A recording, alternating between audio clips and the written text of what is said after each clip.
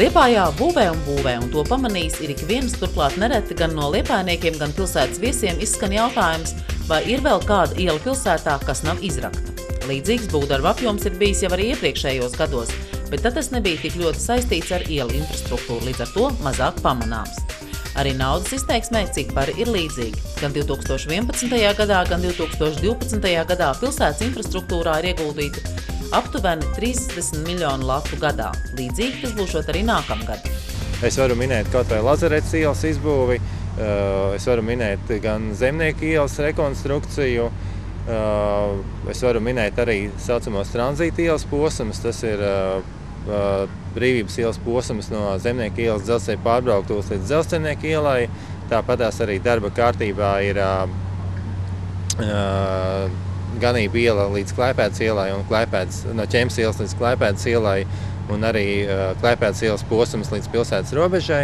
Tā kā atkal visas šīs teritorijas, visas šīs ielas tiks rekonstruētas, sakārtotas apakšzemes komunikācijas, sakārtota vide un atkal Liepāja ievērojami mainīsies uz labo pusi.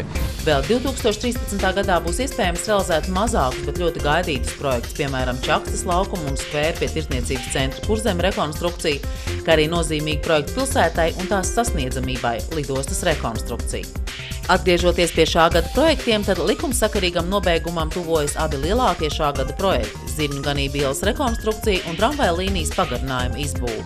Daļēji brauktuvas izbūve un sliežu montāža jau notikusi Tukumielā. Darbi notiek arī Mirdzes ķempes un Ventas ielā. Šobrīd mēs esam izbūvējuši jau sliežu ceļu Tukumielā. Notiek sliežu ceļu izbūve jaunajā galapunktā Ķempes ielas beigās. Un pārējos posmos vēl joprojām notiek daļēji komunikācija, izbūve un asfaltseguma izbūve. Pēc projekta tramvaja līnijas pagarinājums eksploatācijā jānodod jau oktobra otrajā pusē. Šis tramvaja līnija kopējais projekta termiņš pagarināsies uz nākamo gadu, taču tāpat šobrīd pamats ir teikt, ka pati tramvaja līnija un teiksim, šīs ielas, šī kustības zonas, transporta kustības zonas tomēr tiks pabeigts šogad un kustībā jau arī šogad atvērtas.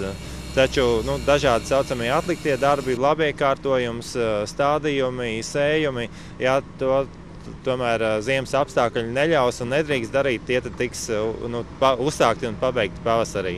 Līdzīgi iemeslu dēļ aizkavēsies arī Zirņu ganību ielas rekonstrukcijas projekts. Jau stāstījām par sarežģījumiem ar padomju gados izbūvētajām pazemes komunikācijām, kuras būvniekiem atklājās vien pēc darbu uzsākšanas. Šobrīd notiek ganību ielas seguma uzklāšana, kam sekos asfaltbetona virskārtas uzklāšana arī Zirņu ielā.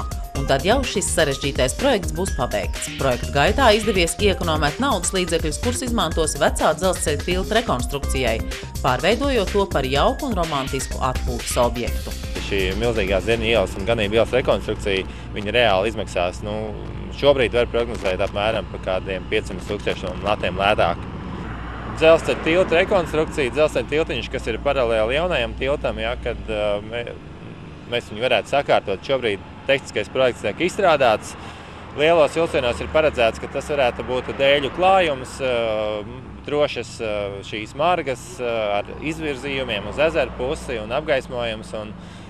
Rezultātā, es domāju, Liepāja iegūt vienu tādu skaistu romantisku vietu pie ezera, kā varētu pavērties ļoti skaisti skatim. Liepāja līdzīgi kā Rīga nekad nebūšot gatavi, jo esot vēl ko darīt un darīt. Nozīmīgi būvdarbi turpināsies arī nākamajos gados, jo uzsākts rūpīgs darbs, lai piesaistītu Eiropas Savienības struktūra fondu līdzekļus arī nākošajā finanšu plānošanas periodā no 2013. līdz 2020. gadam. Šis process šobrīd notiek, un viņš patiešām ir ļoti izšķirošs, jo jebkurā gadījumā tajā nākamajā programmēšanas periodā šie līdzekļi būs pieejami. Jādomā, ka līdzīgā apjomā, kā tas bija līdz šim, un tad, kā mēs mācēsim saplānot, kā mēs mācēsim noteikt šīs prioritātes un vajadzības, tik veiksmīgi mēs arī tos līdzekļus piesaistīsim un ieguldīsim. Liepāja un jebkura pilsēta un vieta vienmēr būs kaut kādā attīstības procesā. Šobrīd mēs pabeigsim iesāktos un uzsāksim tas, kas vēl iecerēts, bet tad jau atkal mēs skatīsimies pēc jaunām vajadzībām, jauniem projektiem, plānosim, projektēsim, lai pēc 2-3 gadiem atkal varētu nākt ar jauniem projektiem. Jo, lai arī ir neērtības, lai arī varbūt to var saukt arī par zināmu haosu, jāsaka, ka tā ir attīstība un tās ir darba vietas un tie ir nodokļi. Un pateicoties tam, daudz cilvēku saņem algas, daudziem cilvēkiem ir iespēja iet uz darbu, strādāt. Uzņēmēji ir iegādājušies tehnikas, ir jārada iespējas, jārada apstākļi, lai arī nākotnē šīs tehnikas vienības tiek izmantotas. Tā kā ir ļoti svarīgi, ka šī attīstība notiek tagad un ka viņi tiek plānot arī nākamajos periodos uz priekšu, jo būtu grūti apstāties kaut kādā punktā. Liepāja jau arī nekad nebūs gatava. Liepāja turpina būvēt, un tas nozīmē vien to, ka pilsēta attīstās, uzlabojot liepājnieku dzīves kvalitāti.